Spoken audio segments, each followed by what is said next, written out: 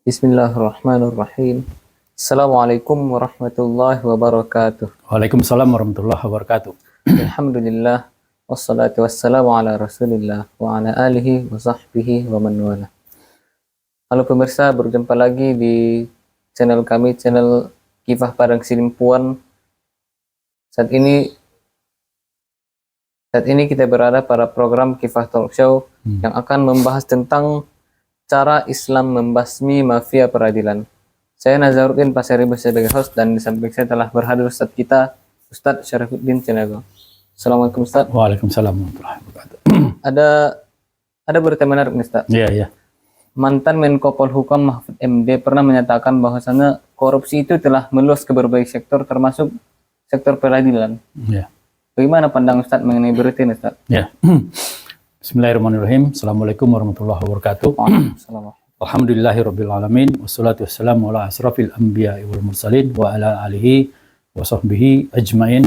Asyhadu an la ilaha illallah wahdahu la syarikalah wa asyhadu anna Muhammadan abduhu wa rasuluh allazi la nabiyya ba'da. Ya, bertemu lagi kita di Kifah Talk Show ya.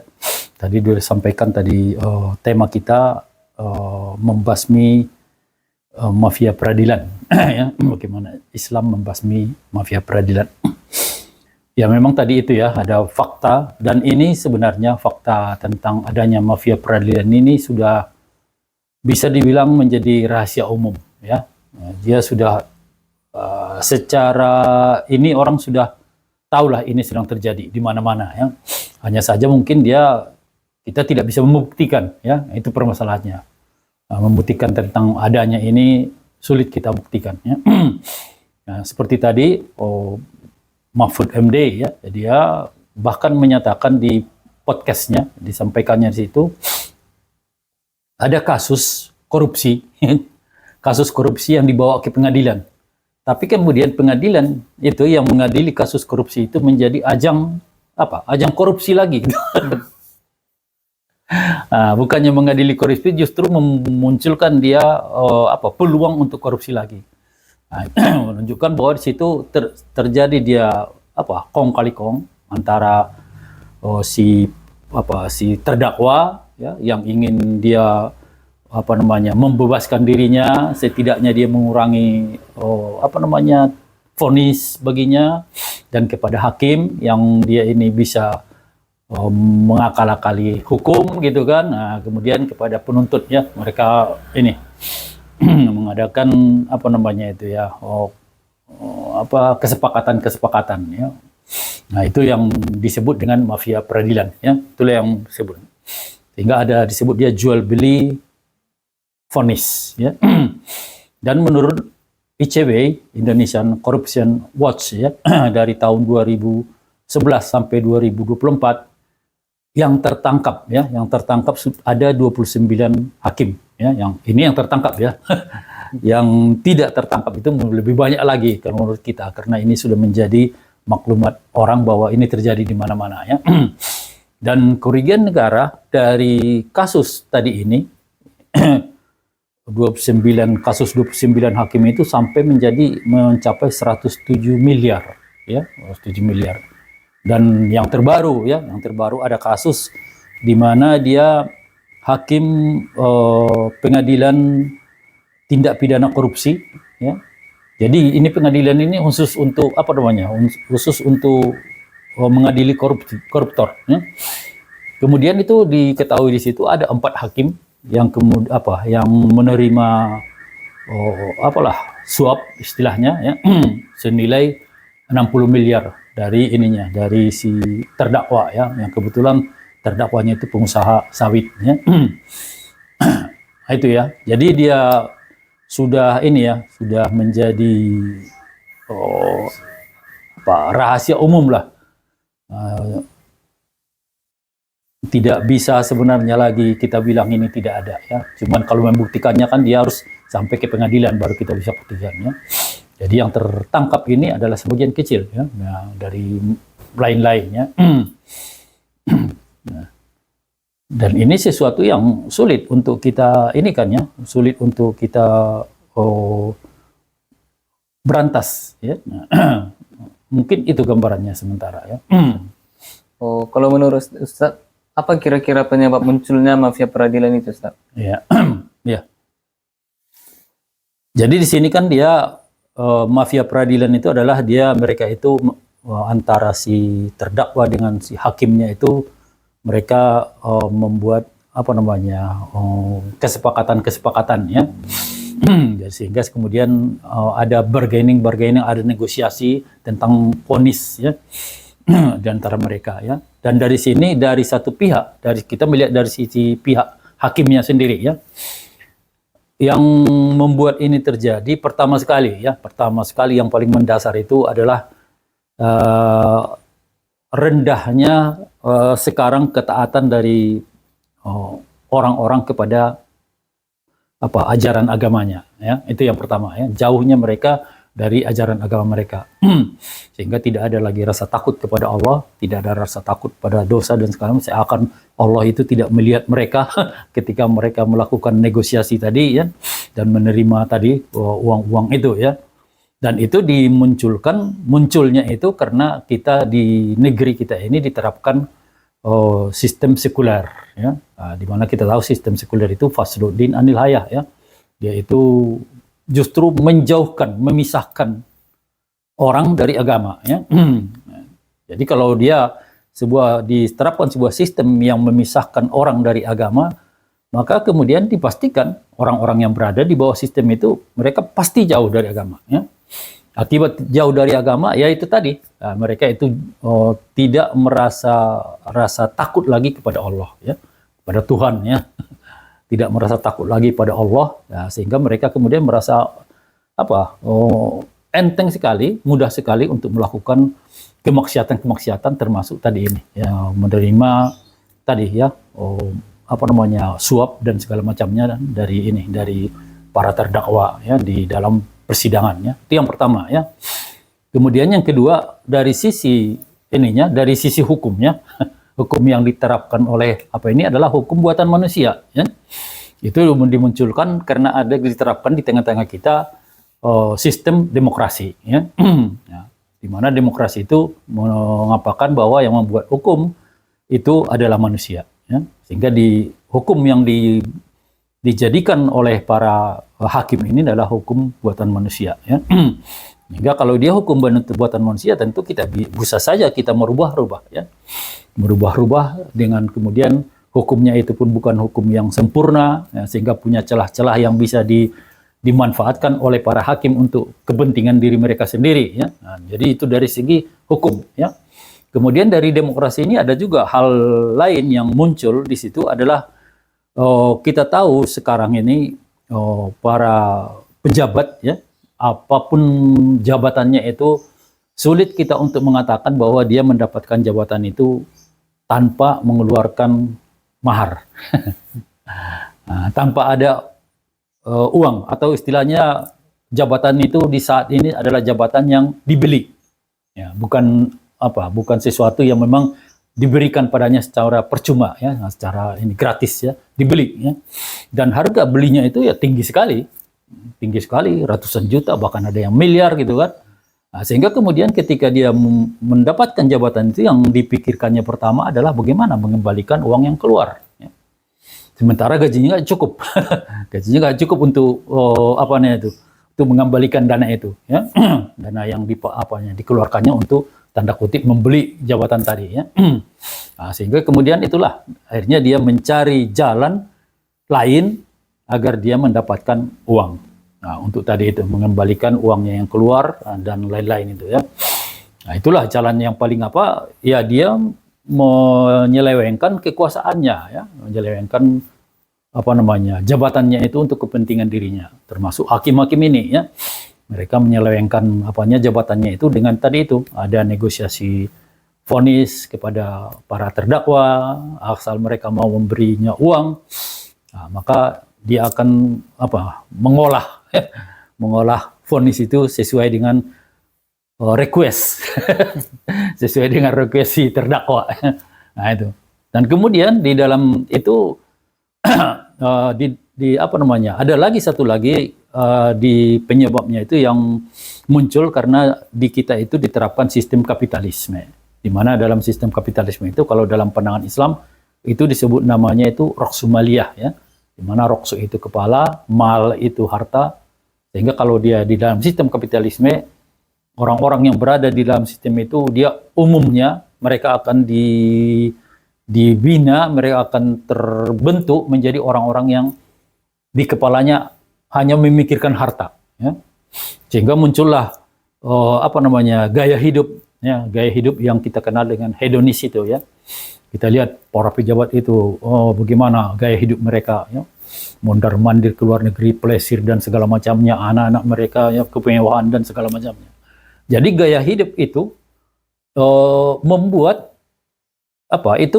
membutuhkan biaya yang sangat besar untuk bisa bergaya hidup seperti itu, ya, gaya hidup yang glamor itu, ya. Nah, kalau dia tidak mau mengikuti itu, dia akan terlihat tersisih dari teman-temannya, ya, pergaulannya itu, ya, sehingga dia harus mensejajarkan dirinya kembali dengan kawan-kawannya itu, ya. Dia tidak punya duit dari situ untuk menutupi itu, ya. Umpamanya seperti kebiasaan mereka pergi main golf, ya, main golf dan pertemuan-pertemuan di mana-mana itu membutuhkan uang yang sangat besar itu, ya. Sekali main golf itu bukannya uang 1.000 2.000 itu, nah, ini sejuta gitu kan, nah, mengerikan. Belum lagi perlengkapannya yang luar biasa mahal itu kan, puluhan juta, bahkan ada yang ratusan juta untuk tongkat-tongkatnya itu, ya. Jadi dia gaya hidup yang muncul dari kapitalisme itu, yang hedonis itulah membuat kemudian mereka itu berlomba-lomba, ya, berlomba-lomba untuk menunjukkan kemawahan itu, ya. Dan itu membutuhkan makanya kita lihat kan banyak itu yang terjadi itu, para pejabat itu ketika ada netizen yang jeli melihat melihat merek bajunya, ternyata mereka cari di di Shopee atau di Amazon itu kan, ternyata harganya satu kemeja aja sampai puluhan juta gitu kan, belum lagi jam tangannya nah, itu dari mana duitnya semua itu kan. Jadi untuk menutupi gaya hidup itu membutuhkan duit yang sangat banyak, ya, dan itu ya tadi ini tidak bisa mereka dapatkan hanya dengan gaji, ya. Dan kemudian ketika kita melihat ada upaya dari pemerintah seperti yang disampaikan oleh Presiden Prabowo, keinginannya hendak menambah gaji, ya, agar menambah gaji para hakim ini agar mereka bisa tidak korup lagi. Tapi kalau kita melihat seperti yang terjadi yang tadi disebut itu, ada 4 hakim itu ditemukan itu uang yang uang suapnya itu sebesar 60 miliar, ya. Jadi kalau 4 hakim 60 miliar, berarti kalau mereka bagi rata satu hakim itu 15 miliar, ya. Jadi kalau umpamanya mereka dikasihlah tambahan gaji 10 juta per satu orang sebulan, berarti dia setahun dia 120 juta, ya. 10 tahun masih 1,2 miliar. 100 tahun masih 12 miliar. Padahal ini yang diambilnya 15 miliar. Jadi bukan lagi mereka itu hanya untuk kekurangan uang, untuk kehidupan sebenarnya. Cobalah 100 tahun ke depan dulu mereka cari uang untuk 100 tahun ke depan. Padahal mungkin umur mereka 30-40 tahun lagi udah selesai gitu kan. Jadi di sini dia yang muncul keserakahan. Seolah-olah tak ada yang cukup lagi, tidak ada yang bisa cukup, semua kurang, tambah dapat ini kurang lagi. Nah, itulah yang munculnya dari alam berpikir kapitalisme yang di kepalanya hanya duit, ya. Jadi apapun ingin diduitkannya, ya. Vonis diduitkan, tanda tangan diduitkan, semua diduitkan. Nah, itu yang penyebabnya, mungkin. Ya. Itu mungkin ya, yang untuk penyebabnya. Kalau dari sisi Islam, Ustaz, apakah di Islam ada aturan untuk membasmi mafia peradilan, atau apakah sistem Islam itu mampu membasmi itu, Ustaz? Ya, ya, kita kembali ke Islam. Ya, kembali ke laptop. Jadi kita itu selalu kembali ke Islam, ya. Jadi gini, ya. Pertama tadi kan kita sudah melihat ada penyebabnya itu, ya. Jadi penyebabnya yang tadi ini dalam kalau kita menerapkan Islam, ini tidak ada semua. Ya. Dari situ pun sudah bisa kita apakan?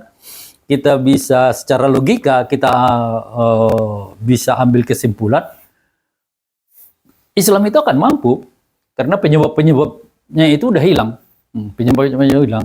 Jadi kalau Islam yang diterapkan itu dalam suatu negeri, itu dia nanti masyarakatnya secara menyeluruh itu adalah masyarakat yang punya saksiyah Islamiyah, kepribadian Islam. Ya. Apa itu saksiyah Islamiyah? Dia orang-orang itu dia punya akliyah Islamiyah, pemikirannya Islam. Ya. Tidak ada pemikiran-pemikiran yang lain dalam kepalanya selain pemikiran Islam. Dan kemudian seluruh perilakunya, nafsiyahnya itu disandarkannya kepada pemikirannya tadi. Nah, sehingga perbuatan-perbuatannya selalu sesuai dengan pandangan Islam. Nah, itulah. Jadi orang-orang yang perbuatan-perbuatannya itu selalu sesuai dengan pandangan Islam itulah yang kita sebut dia berkepribadian Islam. Ya. Jadi itulah pasti terjadi itu. Ya, karena tidak akan ditemukan lagi di dalam negeri itu sistem-sistem sampah tadi ya. Sekulerisme, demokrasi, kapitalisme itu nggak ada ya, nggak ada lagi ya. Sehingga dia tidak ada lagi hal-hal yang bisa menjauhkan seseorang itu dari agama. Ya. Sekulerisme tadi ya, tidak ada ya. Sehingga kemudian ketakwaan individu, ya itu dia sudah baik lah ya. Dan dengan masyarakatnya itu dia sudah menjadi masyarakat yang taat dan takwa. Dari situlah nanti akan diambil para hakim. Ya. Jadi para hakim itu sudah bisa kita pastikan dia seorang yang taat dan takwa ya, karena udah keseluruhannya begitu. Dimanapun kita ambil comot di situ orang yang taat. Kita comot dari sini orangnya orang yang taat. Ya. Jadi sudah bisa kita pastikan ini orang-orang yang taat, ya, yang menjadi hakim. Ya. Taat, takwa. Ya. Takwa itu dia wujudnya itu takut ya pada Allah. Ya. Takut pada Allah. Itu yang pertama ya. Kemudian keduanya dia hukumnya. Nah, hukumnya ya. Allah Subhanahu wa ta'ala berfirman, fa'anihkum bainahum bima anzalallah. Berhukumlah di antara kalian dengan hukum yang datangnya dari Allah. Ya. Jadi tidak boleh kita memakai hukum lain ya. Jadi kalau hukum perbedaan hukum dari Allah dengan hukum buatan manusia, hukum dari Allah itu dia tetap tidak boleh ada yang merubah-rubah ya. Karena dia hanya Allah yang boleh merubah hukumnya. Ya. Jadi umpamanya hukum yang datang dulu kepada Nabi Isa alaihissalam ya. Kemudian sesudah Nabi Isa tidak ada lagi, kemudian datang Rasulullah Muhammad, dia membawa syariat. Dan ini ada perbedaan antara syariat dari yang dibawa Muhammad Rasulullah dengan yang Isa alaihissalam ini. Ini karena Allah yang menurunkannya ya. Allah yang merubah syariat yang dari kepada Nabi Isa tersebut dengan syariat yang baru ya. Bukan Nabi Muhammad yang merubah-rubahnya, bukan ya. Itu dari Allah melalui Rasulnya. Dan para Rasul ini kita sudah tahu Nabi Muhammad itu dah khataman Nabi ya, penutup para Rasul. Jadi berarti tidak akan ada lagi yang merubah hukum itu sampai hari kiamat ya. Dan hukum itu adalah disebut lagi faizah hakamtum antahkumul antahkumul adil ya. Jadi kalau kalian itu hendak menerapkan sebuah hukum, hukumilah dengan adil ya, dengan adil. Dan dalam Islam itu yang disebut dengan adil itu adalah hukum Islam ya. Ya karena Allah mengatakan wa man lam yahkum bima anzalallah fa ulaika humul zalimun ya. Jika kalian menghukum dengan sesuatu yang bukan berasal dari Allah, maka kalian adalah orang-orang yang zalim. Ya, berarti di situ dia kalau kita mengambil hukum bukan dari hukum yang datangnya dari Allah, yaitu syariat Islam, berarti kita hukum itu adalah hukum yang zalim, ya. Karena kita akan zalim ketika kita membuat vonis, menetapkan keputusan dengan hukum-hukum tersebut, ya. Nah, itu dia apanya. Kemudian dia dari sisi tadi ya, suap tadi ya, Rasulullah mengatakan itu dia akan masuk neraka ya, akan masuk neraka seorang yang pemberi suap, penerima suap, dan juga perantaranya. Nah, perantara ya, perantara di antara si pemberi dan si penerima itu, ya, itu akan masuk neraka, ya. Jadi apa namanya, tertutup, ya. Jadi kalau memang dia disebut akan masuk neraka, maka dia ini menjadi kejahatan, ya. Maka dalam Islam nanti si penerima suap, si pemberi suap, si perantaranya itu akan mendapatkan hukuman dalam Islam, ya. Hukuman yang, ya, istilahnya dia hukumannya itu takzir, ya, hukuman sesuai dengan vonis dari para hakim, ya. Apakah hakim ini nanti bisa dipengaruhi? Kalau dia sudah tadi hakim-hakimnya itu yang orang-orang yang taat dan takwa, kayaknya susah, ya. Dan kemudian Imam Nawawi juga pernah mengatakan bahwa hakim itu tidak boleh, hakim itu dari orang-orang kafir, ya, tidak boleh dalam pandangan Islam, dan juga tidak boleh dari orang-orang fasik. Orang-orang fasik itu orang yang masih melakukan kemaksiatan, ya. Jadi mereka itu harus memang orang-orang yang alim, ya, orang-orang yang alim. Kita tahu track recordnya itu, ya, alim soleh itu kan, nah, itu harus demikian, ya. Nah, sehingga bisa kita lihat, ya, dari sisi pertama, dari sisi individunya mereka demikian, sudah taat, takut kepada Allah, ya. Kemudian dari hukumnya sendiri pun, hukumnya itu yang dari syariat Islam itu hukum yang sangat adil dan tidak bisa dirubah-rubah. Kemudian ada sanksi yang keras bagi orang-orang yang memberi, menerima, dan perantara suap, ya. Dan di lain itu ada juga dalam Islam itu dia setiap pejabat negara itu dia ketika dia hendak menjabat dia akan diperiksa hartanya, ya.